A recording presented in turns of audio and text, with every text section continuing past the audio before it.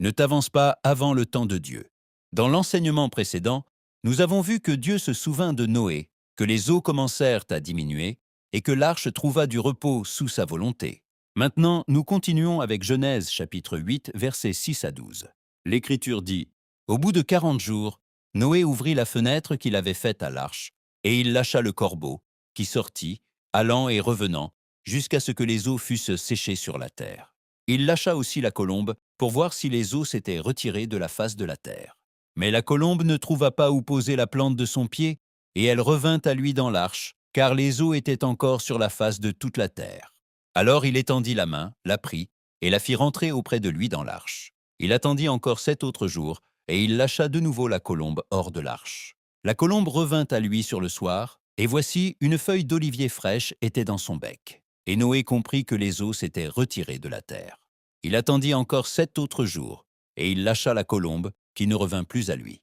Ce passage nous montre Noé attendant dans l'arche pendant que les eaux se retiraient encore. Dieu avait déjà commencé le changement, mais le processus n'était pas encore complet. Noé ouvrit la fenêtre, lâcha le corbeau, puis lâcha la colombe. La colombe revint parce qu'elle ne trouva pas où poser la plante de son pied.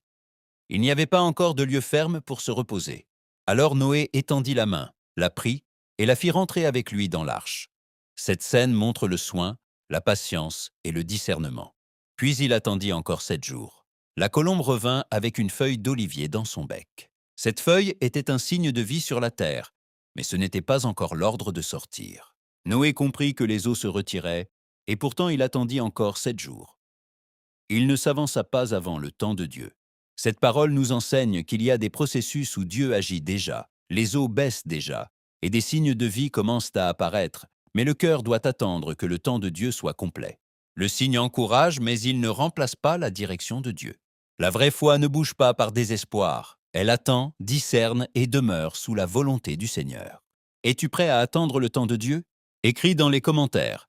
Seigneur, apprends-moi à attendre ton temps. Amen, amen et amen. L'écho de la voix de Dieu.